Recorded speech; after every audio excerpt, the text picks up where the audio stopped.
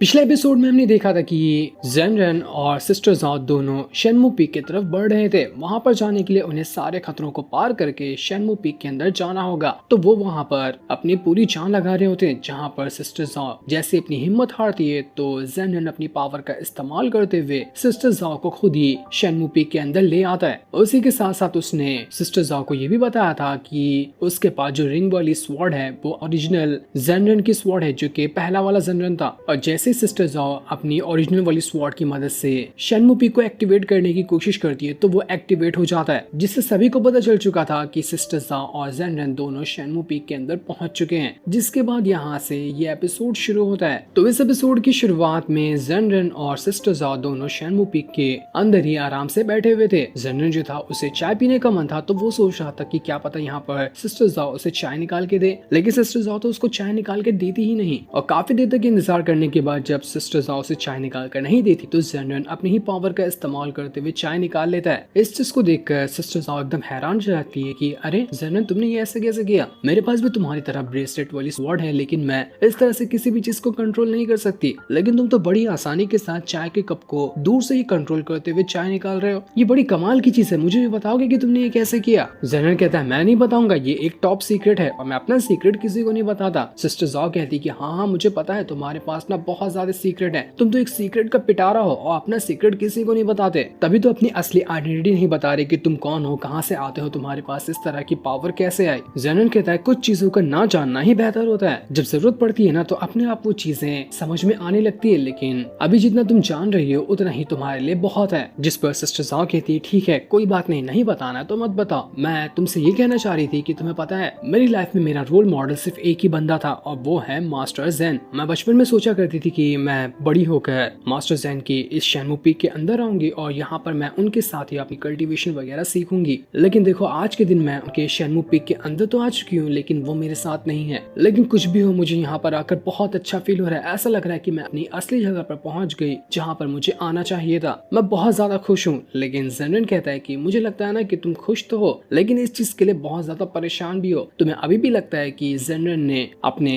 Haven में जाने का जो सफर था उसे पूरा नहीं किया और वो अभी तक के हेवन में नहीं गए। सिस्टर जाओ कहती है अब मुझे उस चीज से कोई फर्क नहीं पड़ता कि वो अब हेवन में गए हो या फिर दुनिया में कहीं पर भी क्यों ना हो, क्योंकि अगर वो दुनिया में भी होंगे तो उन्हें कोई परेशान ही नहीं कर सकता, क्योंकि उनके पास ऑलरेडी इतनी पावर थी कि वो दुनिया के किसी भी कोने में रह सकते हैं। वो तो मरेंगे बिल्कुल भी नहीं, क्योंकि उन्हें मारने वाला कोई पैदा ही नहीं हुआ। जेनरन कहता है तुम बहुत ज्यादा सोचती हो, इतना ज्यादा सोचा मत करो, तुम्हारी सेहत के लिए नुकसान होगा। सिस्टर जाओ कहती है अगर मैं नहीं सोची तो क्या ही करूँ, मुझे एक बात बताओ कि तुम यहाँ तक मेरे साथ क्यों आए? तुम सफर में भी मेरे साथ थे, रास्ते में मुझे परेशानी हुई तो तुम मुझे यहाँ पर लेकर आए, अब शेनमू पीक के अंदर भी तुम मेरे साथ हो, तुम्हारे पास भी ब्रेसलेट वाली स्वॉर्ड है। आखिर ये सारी चीजें इत्तेफाक तो नहीं हो सकती ना, इनका कुछ ना कुछ तो मतलब होगा, वही मतलब मुझे जानना है। लेकिन जेनरन ने उसकी सारी बातों को इग्नोर करते हुए अपना आराम से चाय पीते जा रहा था। तभी नीचे से कई सारे बंदर फ्रूट वगैरह लेकर ऊपर आ रहे होते हैं। ये सारे बंदर वही थे जो जहाँ पर जेनरन पहले रहा करता था, तो वहाँ पर जो आसपास बंदर रहते थे वही लोग थे। लेकिन अब जेनरन वहाँ से हट चुका है और शेनमू पीक के अंदर आया तो नीचे से कई सारे फ्रूट लेकर बंदर वगैरह उसके पास आ रहे हैं ताकि अब शेनमू पीक के अंदर वो भी रह सके, क्योंकि वो जेनरन से अलग तो बिल्कुल भी नहीं रहना चाहते। लेकिन जैसे ये बंदर आगे बढ़ रहे थे, इस इलाके के जो बंदर थे वो लोग भड़क जाते हैं कि ये बाहर के बंदर यहाँ पर क्या करने के लिए आ रहे हैं। इसलिए सभी वो तैयारी करने लगते हैं ताकि जो जेनरन के बंदर हैं उन सभी को मार कर यहाँ से भगा सके, क्योंकि ये इलाका उनका था तो वो दूसरे बंदर को यहाँ पर आने नहीं देने वाले। इनके झगड़े की आवाज सुनकर जेनरन और सिस्टर जाओ दोनों हैरान हो जाते कि अरे यहाँ पर ये क्या हो रहा है, लगता है कहीं बहुत ही भयानक झगड़ा हो रहा है। जेनरन कहता है कि मुझे लगता है ये ना मेरे बंदर होंगे जो मेरा पीछा करते हुए यहाँ तक आ गए, लेकिन यहाँ वाले बंदरों ने आने नहीं दे रहे, तो मुझे लगता है कि मुझे मेरे बंदरों की मदद करने के लिए जाना चाहिए। वो एक डंडा उठा लेता है ताकि इस इलाके के बंदरों को भगा सके, ताकि जेनरन के बंदर यहाँ पर रह पाए। और सिस्टर जाओ से भी कहता है कि तुम भी चलोगी मेरे साथ, चलो यहाँ पर चलते हैं बंदरों को सबक सिखाने के लिए,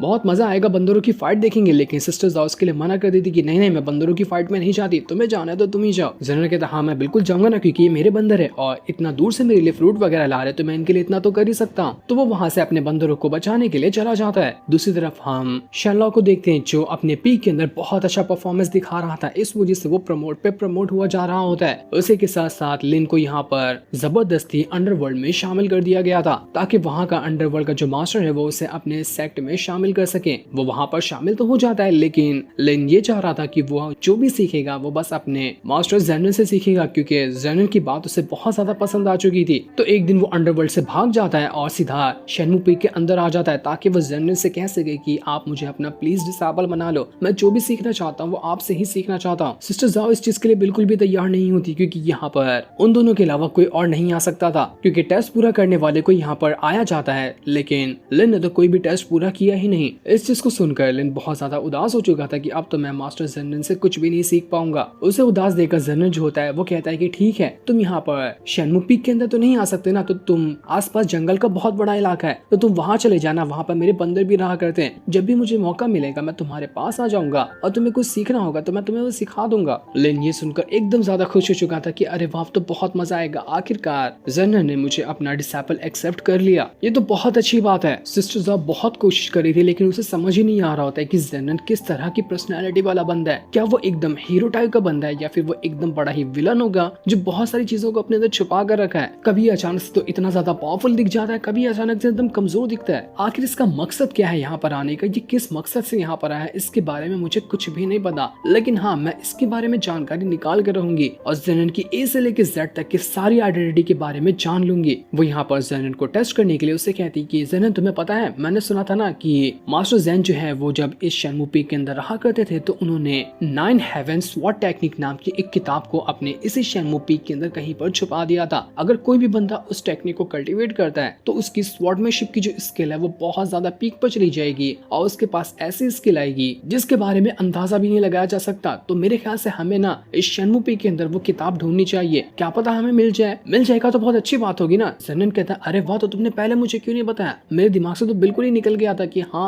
इस तरह की कोई किताब यहाँ पर मौजूद हो सकती है। तो जेनरिन एक ही सेकंड के अंदर एक पेड़ के पास जाता है और अपनी पावर का इस्तेमाल करते हुए पेड़ के अंदर से 9 हेवन स्वॉर्ड टेक्निक को बाहर निकाल लेता है और उसे निकालने के बाद सिस्टर ज़ाओ को दे देता है। सिस्टर ज़ाओ बिल्कुल ब्लैंक, उसको कुछ समझ ही नहीं आ रहा था कि जेनरिन को तो मैंने सिर्फ उस किताब के बारे में बताया, ये नहीं बताया कि वो कहाँ पर है, और न ही किसी और को आज तक पता था कि मास्टर जेन ने अपनी वो टेक्निक वाली किताब को कहाँ छुपाया है। लेकिन जेनरिन बिना कहीं ढूंढे सिर्फ एक जगह पर हाथ लगाया और उसे वहाँ से वो किताब मिल गई। ऐसा आखिर कैसे हो सकता है, ये इतना ज्यादा एक्यूरेट कैसे हो गया। जेनरिन सिस्टर ज़ाओ से कहता है अरे क्या हुआ, ऐसे घूर के क्या देख रही हो, खा जाओगे क्या मुझे, अब मैंने तुम्हारा कुछ बिगाड़ दिया क्या जो इतना गुस्से से मुझे देख रही हो। सिस्टर ज़ाओ सोच रही थी कि मुझे यहाँ पर ना कुछ तो जेनरिन से पूछना पड़ेगा और इसे पूछने के लिए मेरे पास एक अच्छा आइडिया है, मैं जरा इसके लिए शराब बना देती हूँ और इसे अपने हाथों से पिला दूंगी। यही टाइम मुझसे कहता ना कि अगर मैं उसको शराब पिलाऊं तभी ये मुझसे अच्छे से बात करेगा, तो क्या पता हो सकता है कि मैं ऐसे अपने हाथों से शराब पिलाऊं तो ये मुझे अपना थोड़ी सीक्रेट बता दे। वो शराब तो बना देती है लेकिन जैसे वो पिलाने वाली थी लेकिन उसके अंदर हिम्मत ही नहीं होती कि वो जेनरिन से कुछ पूछ पाए, इसलिए वो शराब पिला देती है लेकिन वो कुछ पूछती ही नहीं। सिस्टर ज़ाओ जेनरिन से कहती कि तुम्हें पता है जब यहाँ पर उस पीक मास्टर की जान गई थी ना तो सभी लोग यहाँ पर शनलॉक के ऊपर भी शक कर रहे थे क्योंकि एक रात अचानक से वो कहीं गायब हो गया था।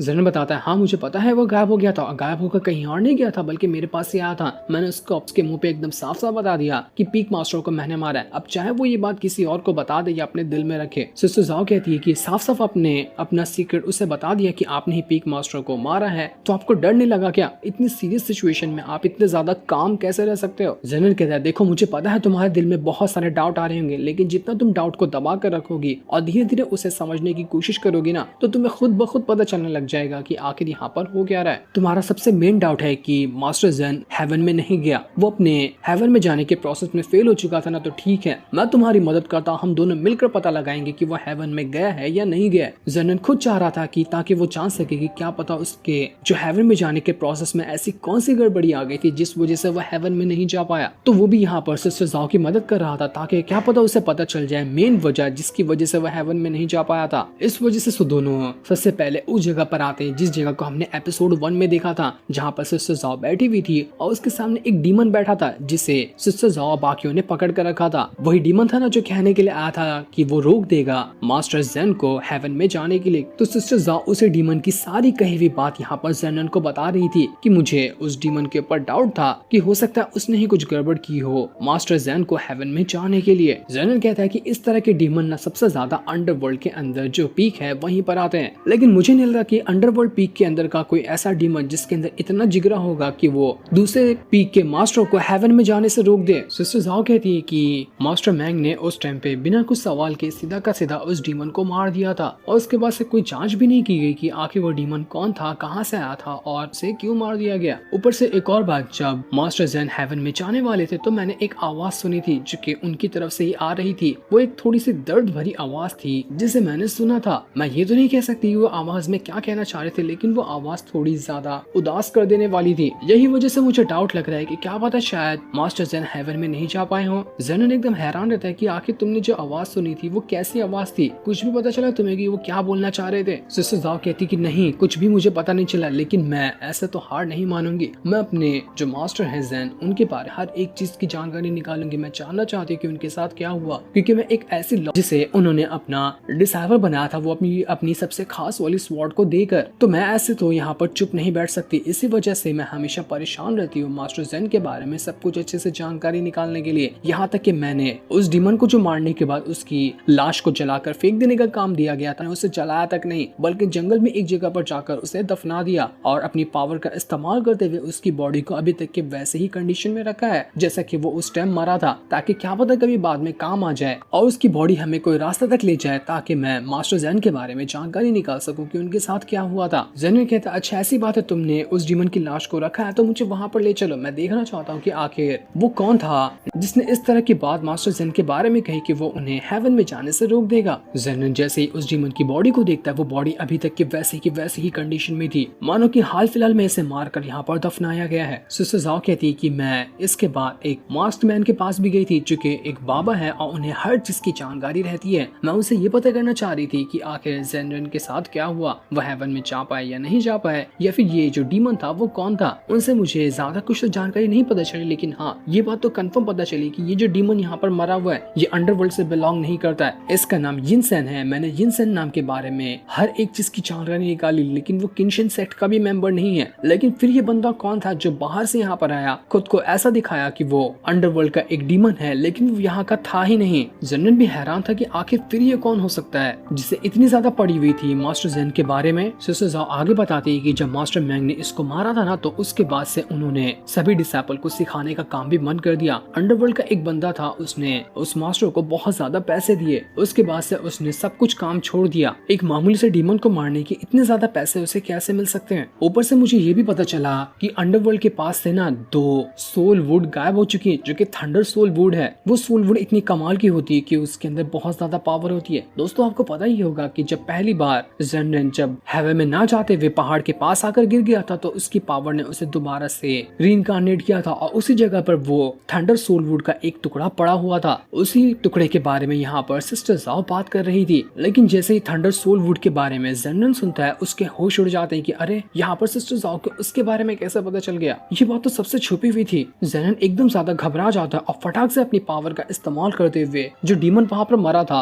उसकी लाश को जला देता है, ताकि आगे कोई भी जानकारी ना निकल सके। सिस्टर जाओ एकदम हैरान कि अरे जेनरेन को अचानक से क्या हो गया, ये इतना ज्यादा घबराने के बाद इसकी लाश को भी जला चुका है, ऐसा इसने क्यों किया। लेकिन जेनरेन उसके कोई भी सवाल का जवाब नहीं देता कि आखिर उसने इस लाश को क्यों जलाया। इस वजह से सिस्टर जाओ बहुत ज्यादा गुस्सा हो जाती है और गुस्सा होने के बाद वो वहाँ से चली गई थी, क्योंकि इतने सालों से उसने डीमन की लाश को बचा कर रखा था, लेकिन आज यहाँ पर जेनरेन ने उसको जला दिया। सिस्टर जाओ के जाने के बाद जेनरेन यहाँ पर सोच रहा था कि लगता है सिस्टर जाओ तो बहुत ज्यादा गुस्सा हो गई, लेकिन मैं यहाँ पर डीमन की लाश को ऐसे तो नहीं छोड़ सकता था। आज सिस्टर जाओ को यहाँ पर उस थंडर सोल वुड के बारे में पता चल गया। आगे चलकर उसे और भी कई सारी चीजों की जानकारी हो सकती थी। जेनरेन की बातों से साफ लग रहा था कि ये जरूर कुछ ना कुछ बात तो छुपा रहा है। जेनरेन वहाँ पर कहता है कि थंडर सोल वुड जो है ना, वो इतनी ज्यादा प्रीशियस और इतनी ज्यादा कमाल की चीज है जिसकी पावर का अंदाजा भी नहीं लगाया जा सकता। वो किसी भी बंदे को ब्रेक थ्रू करने में, किसी भी तरह की टेक्निक को एडवांस करने में, या फिर कोई भी चीज की तरह की स्पिरिचुअल चीजें हो गई उन्हें इंक्रीज करने में मदद कर सकती है। वो थंडर सोल वुड यहाँ पर इस किंशन सेट के अलावा और कहीं नहीं मिलता। और थंडर सोल वुड की सबसे खास बात ये है कि वो एक सोल को किसी और चीज के अंदर ट्रांसफर कर सकती है। सबसे मेन काम इसका वही होता है, सोल को ट्रांसफर करने का। एक इंसान जो मरने वाला हो अपनी सोल को किसी और के अंदर भी ट्रांसफर कर सकता है। क्या पता ऐसा हो सकता है कि जब यहाँ पर जेनरेन जो मर गया था, तो उसने उस थंडर सोल वुड की मदद से ही अपनी सोल अपने नए वाले रूप के अंदर ट्रांसफर कर लिया, जो कि अब हम जेन को देख रहे हैं। लेकिन अभी यहाँ पर हमें इसके बारे में कोई भी उतनी ज्यादा डिटेल नहीं दी जाती। उसी के साथ साथ हमें ये भी पता चलता है कि वो डीमन जो था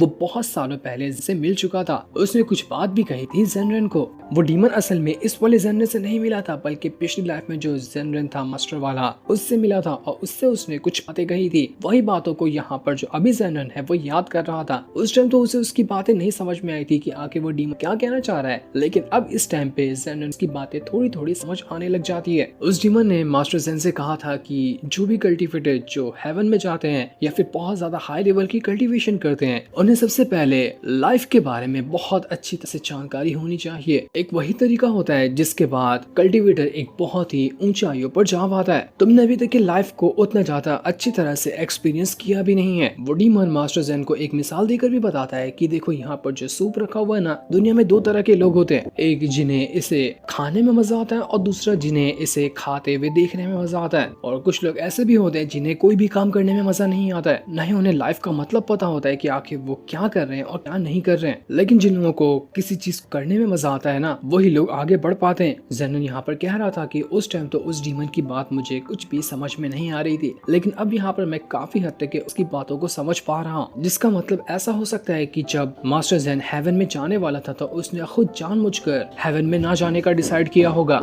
और अपना हेवन में जाने का प्रोसेस जानबूझ के तोड़ दिया ताकि वो वहाँ पर से एक और नई लाइफ की शुरुआत कर सके और नई लाइफ को अपनी अलग तरह से जीने की कोशिश करेगा। इसी वजह से हो सकता है कि उसने उस थंडर सोल वुड का इस्तेमाल किया और अपनी पुरानी वाली बॉडी जो कि मास्टर जेन की थी उसके अंदर से अपनी सोल को बाहर निकालते हुए अपनी नई वाली बॉडी जो कि जेनन की थी उसके अंदर ट्रांसफर कर लिया ताकि जेनन के हिसाब से वो नई तरह से अपने लाइफ को गुजार सके। लेकिन ये बात तो अभी कंफर्म नहीं थी, ये मैंने सिर्फ एक अंदाजा लगाया। हो सकता है आगे आने वाले एपिसोड में ये बात कंफर्म भी हो, लेकिन अभी के लिए तो जेनन एकदम मिस्ट्री बनकर रह चुका है कि आखिर ये बंदा है कौन और ये चाहता क्या है। दिखता तो बिल्कुल हीरो जैसा है, हीरो जैसे काम भी करता है, या फिर हो सकता है कि अंदर से वो कोई विलन हो, एक ऐसा इंसान जिसके बारे में कुछ सोचा भी ना गया हो वैसा निकलकर वो सामने आ जाए। वो डीमन जेनन को ये भी बताता है कि दुनिया में और भी बहुत सारे लोग होते हैं जो एक ही नॉर्मल तरह से अपनी लाइफ को गुजारना पसंद करते हैं, लेकिन उन्हीं में कुछ ऐसे भी लोग होते हैं जो लोग सीक्रेट निकाल लेते हैं या कोई शॉर्टकट निकाल लेते हैं। तो वो इंसान के ऊपर डिपेंड करता है कि वो जैसे भेड़ बकरियों की तरह वही रास्ते पे चले जिस पे सब लोग चलते हैं, या फिर वो कोई नया रास्ता ढूंढ निकाले जिस रास्ते पे बहुत कम लोग चलते हैं। जब तक कोई ऐसा लाइफ में सीक्रेट या फिर कोई अनोखा रास्ता नहीं निकालता है ना, तब तक कि वो बंदा आगे नहीं जा पाता। मैं भी उन्हीं में से एक ऐसा इंसान हूँ जिस रास्ते पे लोग सीधा चलते हैं उसी रास्ते से मैं उल्टा चलते हुए आ रहा हूँ। वो डीमन बहुत ही अलग तरह के मुहावरे वाली बात कर रहा था जिसे समझना भी काफी ज्यादा मुश्किल होगा। जेनन बस यहाँ पर उसकी बातों को एकदम से सुन रहा था और उसकी बातों के मतलब को जानने की कोशिश कर रहा था। लेकिन जेनन का क्या सीक्रेट है जिसे उसने अभी तक के किसी को नहीं बताया, और असल में जेनन है ही कैसा बंदा, इसके बारे में अभी हमें कुछ भी नहीं बताया जाता। हो सकता है आगे आने वाले एपिसोड में हमें जेनन का सीक्रेट पता चले कि वो जानबूझकर हेवन में नहीं जाना चाहता था या फिर कुछ तो कुछ गड़बड़ हुई थी। लेकिन जो भी है, जेनन बंदा तो बड़ा ही इंटरेस्टिंग है। जितना इसके बारे में जानने की कोशिश करो उतना ही ज्यादा कंफ्यूजन क्रिएट होती है। तो देखना इंटरेस्टिंग होगा कि जेनन के बारे में हमें आगे क्या ही पता चलता है। जो जिंदगी खाते ही ये एपिसोड यहीं पर एंड हो जाता है। Thanks for watching.